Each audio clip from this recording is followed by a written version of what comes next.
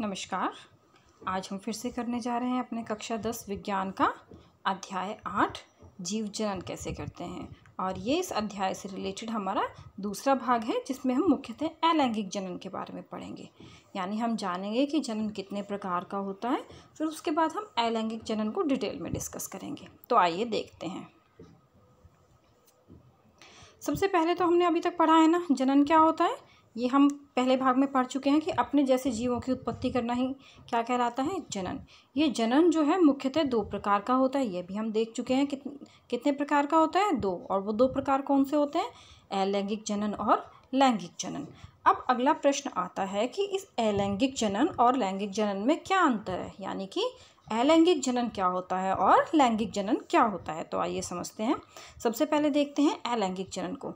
अलैंगिक जनन यानी जनन का वह प्रकार जिसमें जो विशेष अंग होते हैं जनन के लिए, जिन्हें हम क्या कहते हैं, लैंगिक अंग, उनका इस्तेमाल नहीं होता। यानी कि अगर हम अब विशेष अंग नहीं होते तो मतलब क्या हो गया, अकेला एक जीव ही उत्पन्न कर लेगा। यानी अलैंगिक जनन क्या हो गया, उस प्रकार का जनन जिसमें अकेला जीव ही नए जीव की उत्पत्ति कर सकता है। फिर दूसरा क्या है कि इसमें युग्मक का निर्माण नहीं होता। युग्मक क्या होता है, अब युग्मक जो है ना, जो जनन कोशिकाएं होती है हमारे शरीर की, हमें पता है सभी जीवों के शरीर की में जो है ना अलग अलग कार्य के लिए अलग अलग कोशिकाएं होती हैं जो कुछ विशिष्ट कार्य करती हैं। तो जो कोशिकाएं जनन का कार्य करती हैं उन्हें हम क्या कहते हैं, जनन कोशिकाएं। और जनन कोशिकाएं युग्मक कहते हैं। जनन कोशिकाओं का जो मुख्यतः नाम है, यानी जो अलैंगिक जनन है उसमें जनन कोशिकाएं नहीं होती, इसका मतलब युग्मक का निर्माण नहीं होता। दूसरा, नया जीव पैतृक जीव के बिल्कुल समरूप होता है। यानी कि जैसा उसका पिता या माता जिससे वह उत्पन्न हो रहा है, जैसा उसका पैतृक जीव होगा वैसा ही जो नई संतान है वो होगा, बिल्कुल पूरी की पूरी तरह देखने में। अगला क्या है, यह सतत जनन के लिए उपयोगी माध्यम है। यानी लगातार जनन होता रहे, इसके लिए एक बहुत उपयोगी माध्यम है। और यह अक्सर निम्न वर्गीय जीवों में पाया जाता है। यानी अलैंगिक जनन की क्या क्या विशेषता हो गई, पहली बात, अकेला जीव नए जीव की उत्पत्ति कर सकता है। दूसरा, युग्मक निर्माण नहीं होता। तीसरा, नया जीव पैतृक जीव के समरूप नहीं होता। चौथा, सतत जीवन के लिए यह एक उपयोगी माध्यम है। और आखिरी, अक्सर यह निम्न वर्गीय जीवों में पाया जाता है। उसके बाद देखते हैं लैंगिक जनन क्या होता है। जब दो जीव हो गए, यानी एक क्या होगा, नर, और दूसरा क्या होगा, मादा। जब 2 नए जीव यानी एक नर व मादा मिलकर एक नए जीवन का निर्माण करते हैं या नए संतान की उत्पत्ति करते हैं, तो उस प्रकार के जनन को हम क्या कहते हैं, लैंगिक जनन। इसमें क्या होता है, इसमें नर एवं मादा दोनों का निर्माण होता है। अभी अभी हमने बात की थी ना कि जनन के लिए विशेष कोशिकाएं होती हैं, तो नर अलग युग्मक का निर्माण करेगा और मादा अलग का। दूसरा, संतति जीव पैतृक जीव के समान होता है परंतु समरूप नहीं। जैसे हमने पहले भी डिस्कस किया था, जैसे इंसान होते हैं, हम अपने माता पिता की तरह ही हमारी 2 आँख, 2 कान, 2 हाथ, 2 पैर, ये सब होते हैं। यानी एक बार हम मोटे तौर पे देखें तो एक जैसे होते हैं, समान दिखते हैं माता पिता के, लेकिन बिल्कुल माता पिता जैसे नहीं दिखते। अगला है, प्रजाति में विभिन्नताएं उत्पन्न करने में सहायक है। जनन का इस प्रकार में क्या होता है कि भाई देखो, हमने बात की ना कि संतान में कुछ अलग विशेषताएं होती है और माता पिता में थोड़ी सी अलग। तो ये क्या है, ये विभिन्नताएं उत्पन्न करने में सहायक होता है। और आखिर में यह उच्च वर्गीय जीवों में पाया जाता है। यानी कि जैसे जैसे क्या हुआ कि भाई जीवों का विकास हुआ, वैसे जो निम्न वर्गीय जीव है उसमें अलैंगिक जनन पाया गया, और जो उच्च वर्गीय जीव हैं उनमें हमने क्या पाया, लैंगिक जनन। अब ये निम्न वर्गीय जीव क्या होते हैं और उच्च वर्गीय जीव क्या होते हैं वो हम 9वीं कक्षा में पढ़ चुके हैं, ठीक है।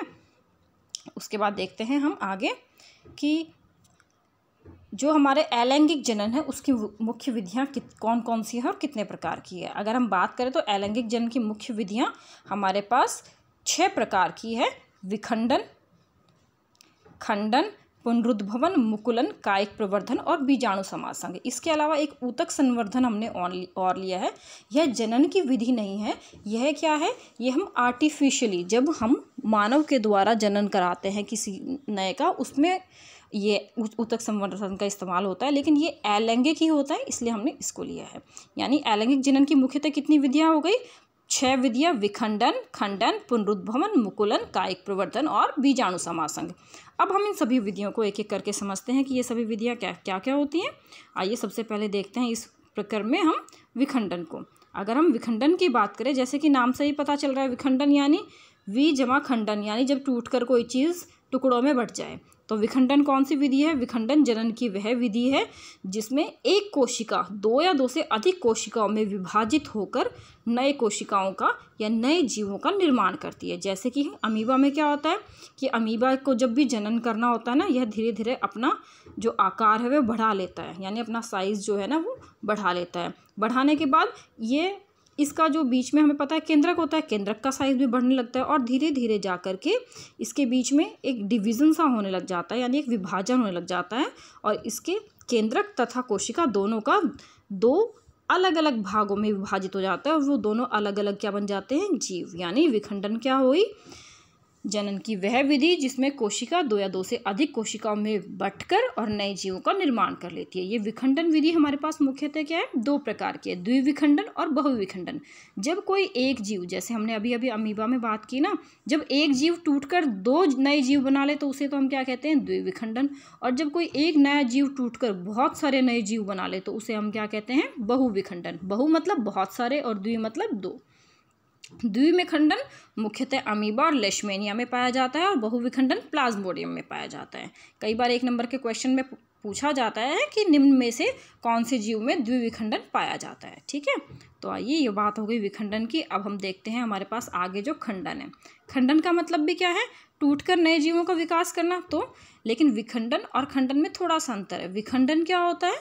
विखंडन एक कोशिकीय जीवों में पाया जाता है अक्सर, और खंडन हमेशा बहुकोशिकीय जीवों में पाया जाता है। एक कोशिकीय जीव मतलब वह जीव जो एक कोशिका से मिलकर बना हो, और बहुकोशिकीय मतलब वह जीव जो बहुत सारी कोशिकाओं से मिलकर बना हो। यानी खंडन क्या हो गया? सरल संरचना वाले बहुकोशिकीय जीव जो विकसित होकर टुकड़ों में बट जाते हैं तथा यह टुकड़े ही नए जीवों का निर्माण कर लेते हैं, तो उसे हम क्या कहते हैं? खंडन। जैसे कि स्पाइरोगायरा। स्पाइरोगायरा में क्या होता है? देखो, स्पाइरोगायरा जो है ना बहुत सारी सेल्स से मिलके बना होता है, यानी बहुत सारी कोशिकाओं से।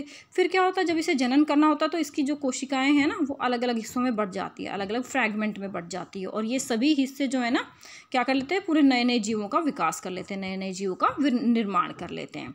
यानी अभी हमने बात की खंडन और विखंडन दोनों में ही क्या होता है? एक जीव टूटकर बहुत सारे नए जीवों का निर्माण कर लेता है, लेकिन विखंडन में एक कोशिकीय जीवों में होता है और खंडन बहुकोशिकीय जीवों में होता है। अब देखते हैं हम आगे, हमारी अगली विधि क्या है? पुनरुद्भवन। पुनरुद्भवन या फिर जिसे पुनर्जनन भी कहते हैं। पुनरुद्भवन नाम से ही हमें पता है, पुन यानी दोबारा और रुद्भवन यानी कि निर्माण करना। जब कोई जीव किसी परिस्थितिवश कई हिस्सों में टूट जाता है या फिर दो हिस्सों में टूट जाता है, लेकिन उसके सभी हिस्से पूरे नए जीव का निर्माण कर सके, तो जनन की उस विधि को हम क्या कहते हैं? पुनरुद्भवन। ये पुनरुद्भवन विधि जो है ना, वैसे तो जनन के लिए तो कुछ ही जीवों में इस्तेमाल होती है, परंतु मुख्यतः जैसे मान लीजिए किसी जीवों में कुछ टूट फूट हो जाए ना, तो उसके रिपेयरिंग के लिए ये काम आती है। यानी पुनरुद्भवन क्या हो गया? जनन का वह प्रक्रम जिसमें जीव किसी परिस्थितिवश अपने शरीर का भाग टूटने पर पुनः पूर्ण जीव की रचना कर सके। उदाहरणतः हाइड्रा और प्लेनेरियम।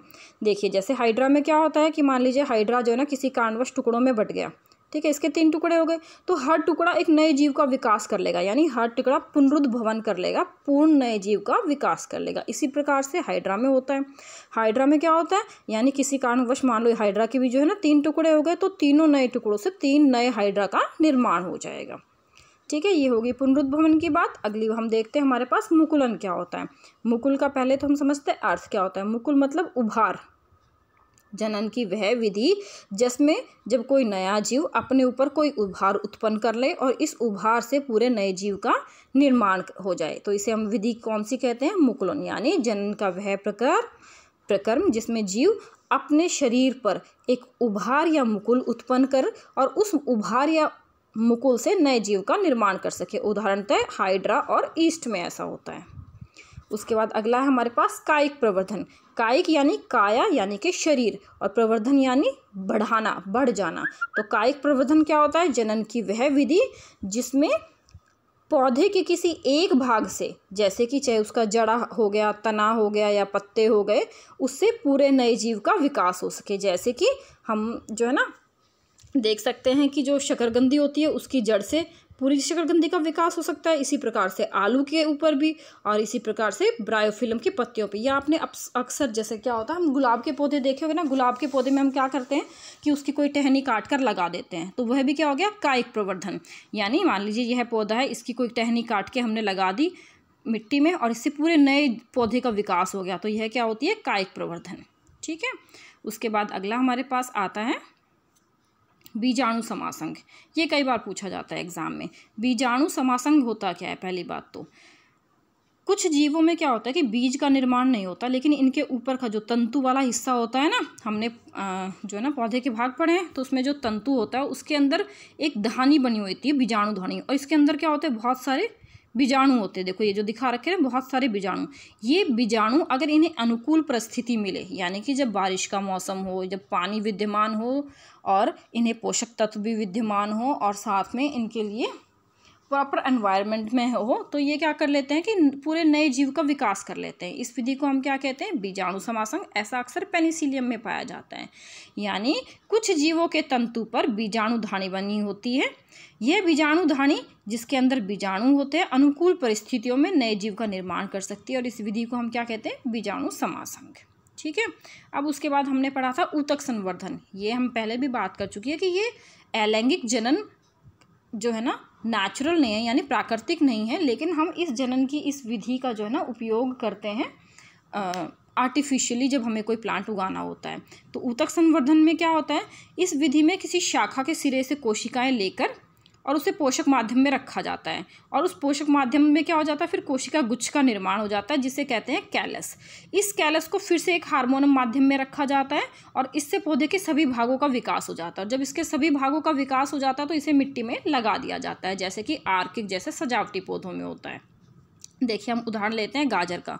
गाजर में क्या होता है, मान लो गाजर के जो है ना एक हिस्से को अगले हिस्से को की कुछ कोशिकाओं को लेकर के और उसे हम पोषक माध्यम में रख दें। पोषक माध्यम में रखने से क्या हो जाएगा, इसकी कोशिकाएं जो है ना बहुत सारे भागों में बढ़ जाएगी और एक कैलस का निर्माण हो जाएगा। अब इस कैलस को हम हार्मोन माध्यम में रख दें। हार्मोन माध्यम में क्या हो जाएगा, इससे इस पौधे के जो है ना गाजर के सभी भाग विकसित हो जाएंगे। और जब इसके सभी भाग विकसित हो जाए, जब ये एक छोटा सा प्लांट बन जाए, तो इसे हम क्या करते हैं, मिट्टी में लगा दें। तो इसे हम क्या कहते हैं, ऊतक संवर्धन। ऊतक संवर्धन और कायिक प्रवर्धन ये स्पेशली उन पौधों के लिए यूज़ होता है जब हम जो बीज उत्पन्न नहीं कर सकते हैं। ठीक है। ये इसका बहुत, जो बीज उत्पन्न नहीं कर सकते भाई उन्हें कैसे लगाएंगे हम, तो हम उसको कायिक संवर्धन कायिक प्रवर्धन या फिर ऊतक संवर्धन के द्वारा लगा सकते हैं। अभी अभी हमने क्या पढ़ा कि अलैंगिक जनन और लैंगिक जनन में क्या अंतर होता है, पहली बात। फिर अलैंगिक जनन की कितनी विधियां होती हैं, 6 विधियां होती हैं, वो कौन कौन सी होती है। और 7वां हमारे पास एक अलैंगिक जनन का भाग है ऊतक संवर्धन, वो क्या होता है। ठीक है। Thank you.